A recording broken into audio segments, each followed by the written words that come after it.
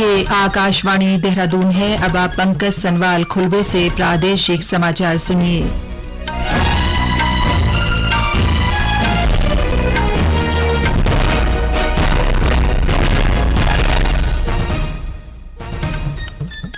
पहले मुख्य समाचार। प्रदेश सरकार ने पर्वतीय जिलों में स्थित राजकीय मेडिकल कॉलेजों में तैनात फैकल्टी को उनके वेतनमान के सापेक्ष 50% अतिरिक्त भत्ता देने का निर्णय लिया है। सेवानिवृत्त लेफ्टिनेंट जनरल अनिल चौहान अगले प्रमुख रक्षा अध्यक्ष सीडीएस नियुक्त। राज्यपाल गुरमीत सिंह ने कहा है कि आत्मनिर्भर भारत अभियान का उद्देश्य भारत को सभी पहलुओं में आत्मनिर्भर बनाना है। और प्रदेश में शारदीय नवरात्र की धूम है। चौथे दिन आज कुष्मांडा देवी की पूजा अर्चना की जा रही है।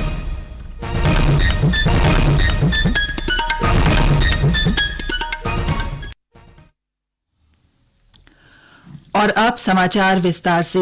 प्रदेश के पर्वतीय जिलों में स्थित राजकीय मेडिकल कॉलेज अब फैकल्टी की समस्या से नहीं जूझेंगे। चिकित्सा शिक्षा मंत्री डॉ धन सिंह रावत की पहल पर राज्य सरकार ने मेडिकल कॉलेजों में नियमित और संविदा पर तैनात मेडिकल फैकल्टी को उनके वेतनमान के सापेक्ष 50% अतिरिक्त भत्ता देने का निर्णय लिया है, जिसका शासनादेश शीघ्र जारी कर दिया जाएगा। राज्य सरकार के इस फैसले से पर्वतीय क्षेत्रों में राजकीय मेडिकल कॉलेजों को आवश्यकता अनुसार फैकल्टी मिल सकेगी। फैकल्टी को दिए जाने वाले अतिरिक्त भत्ते के लिए संबंधित विभाग में एक कॉर्प्स फंड बनाया जाएगा, जिसका संचालन संबंधित कॉलेज के प्राचार्य द्वारा किया जाएगा। स्वास्थ्य मंत्री ने कहा कि लंबे समय से पर्वतीय क्षेत्र के मेडिकल कॉलेजों में फैकल्टी की कमी महसूस की जा रही थी, जिसके मद्देनजर एक नई पहल शुरू की गई है, जिसको राज्य कैबिनेट से मंजूरी के बाद लागू किया जा रहा है। स्वास्थ्य मंत्रालय ने पात्र लाभार्थियों से नजदीकी सरकारी टीकाकरण केंद्रों पर जाकर मुफ्त एहतियाती टीका लगवाने की अपील की है। कल कोविड टीकाकरण अमृत महोत्सव अभियान का अंतिम दिन है। राष्ट्रव्यापी कोविड टीकाकरण अभियान के तहत एहतियाती टीके के लिए इस साल 15 जुलाई को 75 दिन का अभियान शुरू किया गया था। अभियान के अंतर्गत सभी सरकारी कोविड टीकाकरण केंद्रों पर 18 वर्ष और उससे अधिक आयु वर्ग के लोगों के लिए निःशुल्क एहतियाती टीके लगाए जा रहे हैं। अब तक 20 करोड़ 88 लाख एहतियाती टीके लगाए जा चुके हैं। इस बीच प्रदेश के सरकारी कोविड टीकाकरण केंद्रों पर भी मुफ्त बूस्टर डोज का अभियान जोरों पर चल रहा है। ग्रामीण क्षेत्रों में पात्र लोगों का टीकाकरण करने के लिए स्वास्थ्य विभाग की ओर से टीकाकरण शिविर का आयोजन किया जा रहा है। राज्य में अब तक 20 लाख से अधिक पात्र लोगों को एहतियाती खुराक दी जा चुकी है। केंद्र सरकार ने सेवानिवृत्त लेफ्टिनेंट जनरल अनिल चौहान को अगला सीडीएस नियुक्त किया है। वे प्रभार ग्रहण करने की तिथि से सैन्य विभाग सचिव के रूप में भी काम करेंगे। लगभग 40 वर्ष के अपने करियर में लेफ्टिनेंट जनरल अनिल चौहान ने सेना के विभिन्न पदों पर काम किया है। उन्हें जम्मू कश्मीर और पूर्वोत्तर में उग्रवाद रोधी कार्रवाई का भी व्यापक अनुभव है। राज्यपाल गुरमीत सिंह, विधानसभा अध्यक्ष ऋतु खंडूरी भूषण और मुख्यमंत्री पुष्कर सिंह धामी ने लेफ्टिनेंट जनरल अनिल चौहान को चीफ ऑफ डिफेंस स्टाफ नियुक्त किए जाने पर बधाई और शुभकामनाएं दी हैं। मुख्यमंत्री ने कहा कि उत्तराखंड के सपूत को चीफ ऑफ डिफेंस स्टाफ नियुक्त किए जाने पर प्रत्येक उत्तराखंडवासी गौरवान्वित है। श्री धामी ने कहा कि अनिल चौहान के कुशल नेतृत्व में भारतीय सेना सदैव की भांति राष्ट्रीय सुरक्षा के क्षेत्र में नया कीर्तिमान स्थापित करेगी। बता दें कि अनिल चौहान मूल रूप से पौड़ी के रहने वाले हैं। श्री चौहान के सीडीएस बनने पर उनके पैतृक गांव में खुशी का माहौल है। पिछले वर्ष 8 दिसंबर को हेलीकॉप्टर दुर्घटना में जनरल बिपिन रावत की मृत्यु के बाद से प्रमुख सेना अध्यक्ष का पद रिक्त था। केंद्र ने राज्यों को popular front of India PFI और इसके सहयोगी संगठनों के खिलाफ गैर कानूनी गतिविधि निवारण अधिनियम के तहत कार्रवाई करने के निर्देश दिए हैं। कल जारी अधिसूचना में केंद्र सरकार ने पीएफआई और इसके सहयोगी गुटों को तत्काल प्रभाव से 5 वर्ष के लिए गैर कानूनी घोषित किया था। गृह मंत्रालय की अधिसूचना में कहा गया है कि पीएफआई के वैश्विक आतंकवादी गुटों से संपर्क के कई प्रमाण मिले हैं। पीएफआई के कुछ सदस्यों ने आतंकी संगठन इस्लामिक स्टेट में शामिल होकर सीरिया, इराक और अफगानिस्तान में आतंकी गतिविधियों को भी अंजाम दिया है। गढ़वाल सांसद तीरथ सिंह रावत ने आज पौड़ी जिला विकास समन्वय और निगरानी समिति दिशा की बैठक में विभिन्न विकास योजनाओं की समीक्षा कर अधिकारियों को आवश्यक दिशा निर्देश दिए।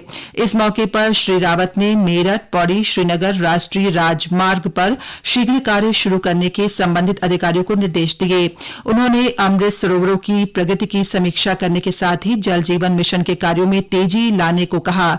इस मौके पर उन्होंने स्वच्छता ग्राम के लिए पौड़ी कोट और खिरसू विकासखंड की 8 महिलाओं को सम्मानित और 11 स्वयं सहायता समूहों को 1-1 लाख रुपए की राशि के चेक वितरित किए।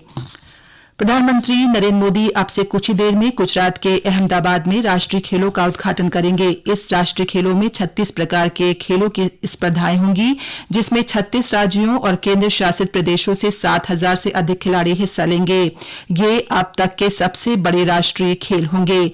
युवा कार्यक्रम और खेल मंत्री अनुराग सिंह ठाकुर और अन्य गणमान्य व्यक्ति उद्घाटन समारोह में शामिल होंगे। ये समाचार आप आकाशवाणी देहरादून से सुन रहे हैं।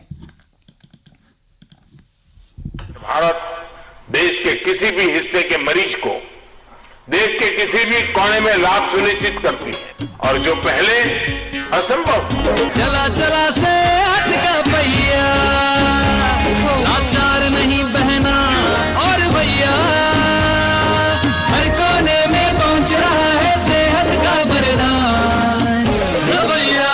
माननीय प्रधानमंत्री श्री नरेंद्र मोदी जी के मार्गदर्शन में सफलतापूर्वक चल रही है आयुष्मान भारत योजना। प्रधानमंत्री जन आरोग्य योजना के अंतर्गत करोड़ों लाभार्थियों को मिल रहा है 5 लाख रुपए तक का मुफ्त उपचार। योजना के तहत सूचीबद्ध सरकारी व निजी अस्पतालों के माध्यम से अब तक करोड़ों लाभार्थियों को मुफ्त उपचार मुहैया कराया गया है। आप भी आयुष्मान भारत योजना में अपनी पात्रता के विषय में जानकारी प्राप्त करने के लिए 14555 पर कॉल करें या अपने नजदीकी CSC या सूचीबद्ध अस्पताल में संपर्क करें। ये समाचार आप आकाशवाणी देहरादून से सुन रहे हैं। राज्यपाल गुरमीत सिंह ने कहा है कि आत्मनिर्भर भारत अभियान एक आंदोलन है। आत्मनिर्भर भारत अभियान का उद्देश्य भारत को सभी पहलुओं में आत्मनिर्भर बनाना है। वे आज रक्षा क्षेत्र में भारत आत्मनिर्भरता की ओर कार्यक्रम में बोल रहे थे। राज्यपाल ने कहा कि देश में नई भविष्यवादी या उभरती प्रौद्योगिकियों को विकसित किया जाना है।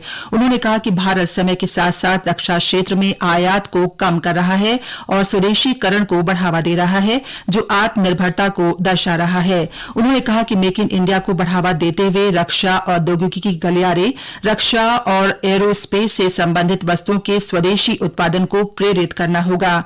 उन्होंने कहा कि सरकार और निजी कंपनियों के संयुक्त प्रयासों से ही रक्षा क्षेत्र में आत्मनिर्भरता के भारत के लक्ष्य को हासिल करने में मदद मिलेगी। इसके साथ ही प्रत्यक्ष और अप्रत्यक्ष रोजगार के अवसर पैदा होंगे और निजी घरेलू निर्माताओं, सूक्ष्म लघु और मध्यम उद्यमों और स्टार्टअप के विकास को बढ़ावा मिलेगा। प्रदेश में शारदीय नवरात्र की धूम है। चौथे दिन यानी आज कुष्मांडा देवी की पूजा अर्चना की जा रही है। प्रदेश भर में नवरात्र पर्व पर मंदिरों को विशेष रूप से सजाया गया है। टिहरी में कुंजापुरी, देहरादून में डाटकाली, अल्मोड़ा में नंदा देवी, पौड़ी में धारी देवी, रुद्रप्रयाग में काली मठ व अन्य मंदिरों में सुबह से ही दर्शन के लिए श्रद्धालु पहुंच रहे हैं। उधर हरिद्वार में मां चंडी देवी व मनसा देवी मंदिर और चंपावत जिले के मां पूर्णागिरी, बयानधुरा, गुरु गोरखनाथ, बालेश्वर, पंचेश्वर, बाराही मंदिर, हिंगला देवी मंदिर सहित अन्य मंदिरों में श्रद्धालुओं ने पूजा अर्चना की। इस बीच पुलिस और प्रशासन ने मंदिरों में श्रद्धालुओं की सुरक्षा व सुविधाओं के विशेष इंतजाम किए हैं। कैबिनेट मंत्री सतपाल महाराज ने ऋषिकेश कर्णप्रयाग रेलवे लाइन निर्माण के दौरान निकटवर्ती गांव वालों को हो रही समस्याओं के समाधान को लेकर नई दिल्ली में केंद्रीय रेलवे मंत्री अश्विनी वैष्णव से मुलाकात की। साथ ही उन्होंने अधिग्रहित भूमि के प्रतिकर के भुगतान में हुई विसंगतियों को लेकर केंद्रीय मंत्री को एक पत्र सौंपा। श्री महाराज ने केंद्रीय मंत्री से पुनर्वास पैकेज शीघ्र घोषित करने और बेरोजगारों को रेलवे परियोजना के निर्माण कार्यों में समायोजित करने का अनुरोध किया। इसके अलावा उन्होंने बताया कि ऋषिकेश ऋषिकेश कर्णप्रयाग रेलवे लाइन के लिए सुरंग निर्माण के लिए जो विस्फोटक प्रयोग किए जा रहे हैं वे मानकों से कहीं अधिक तीव्रता के हैं, जिसके परिणाम स्वरूप रेलवे लाइनों के निकटवर्ती गांव के आवासीय भवनों, गौशालाओं और खेतों में गहरी व चौड़ी दरारें पड़ रही हैं, जिसके चलते कई गांवों के अस्तित्व पर संकट आ गया है। श्री महाराज ने कहा कि रेलवे मंत्रालय की ओर से क्षतिग्रस्त गांव को चिन्हित करके क्षति का आकलन कर प्रभावित परिवारों को समुचित मुआवजा दिया जाना चाहिए। कैबिनेट मंत्री ने रेलवे मंत्रालय से एक उच्च स्तरीय कमेटी का गठन कर प्रभावित लोगों की शिकायतों को सुनने और समाधान की पहल करने का अनुरोध किया। इसके साथ ही पर्यटन मंत्री ने योगनगरी स्थित ऋषिकेश कर्णप्रयाग रेलवे स्टेशन को पर्यटन की दृष्टि से विकसित करने के लिए केंद्रीय मंत्री से कहा। अल्मोड़ा जिले के धारानौला रामलीला मैदान में केंद्रीय संचार ब्यूरो की ओर से पोषण पर एक जन जागरूकता कार्यक्रम का आयोजन किया जा रहा है। आज ये जानकारी देते हुए भारतीय सूचना सेवा के अधिकारी राजेश सिन्हा ने बताया कि केंद्र सरकार ने 2018 में पोषण कार्यक्रम की शुरुआत की थी और इसी के तहत हर वर्ष 1 सितंबर से 30 सितंबर तक पोषण माह मनाया जाता है। उन्होंने कहा कि इस वर्ष के पोषण माह का थीम सक्षम आंगनबाड़ी, महिला और स्वास्थ्य तथा बच्चा और शिक्षा रखा गया है, जिसके तहत देश भर में विशेष अभियान के तहत कुपोषण के शिकार महिलाओं, गर्भवती महिलाएं व धात्री महिलाओं, 6 वर्ष से कम बच्चों व किशोरियों की पहचान कर उन्हें उचित पोषण मुहैया कराया जा रहा है। साथ ही आंगनबाड़ी केंद्रों पर रेन वाटर हार्वेस्टिंग की भी जानकारी दी जा रही है ताकि पर्यावरण के प्रति जागरूकता हो सके। उत्तरकाशी जिले में स्वच्छता ही सेवा पखवाड़ा के तहत नगर क्षेत्रों के साथ ही ग्रामीण इलाकों में व्यापक स्तर पर स्वच्छता अभियान चलाया जा रहा है। आज चारधाम यात्रा से लगी मुख्य पड़ाव जानकी चट्टी, खरसाली, बरकोट, उत्तरकाशी, चिन्यालीसौड़, भटवाड़ी, गंगनानी, हरसिल में स्वच्छता अभियान चलाया गया। अंत में मुख्य समाचार एक बार फिर।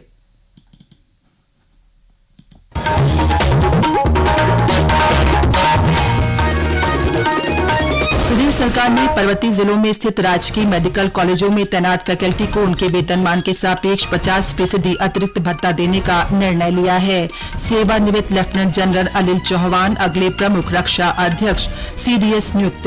राज्यपाल गुरमीत सिंह ने कहा है कि आत्मनिर्भर भारत अभियान का उद्देश्य भारत को सभी पहलुओं में आत्मनिर्भर बनाना है और प्रदेश में शारदीय नवरात्र की धूम है। चौथे दिन आज कुष्मांडा देवी की पूजा अर्चना की जा रही है। इसी के साथ प्रादेशिक समाचार समाप्त हुए। नमस्कार।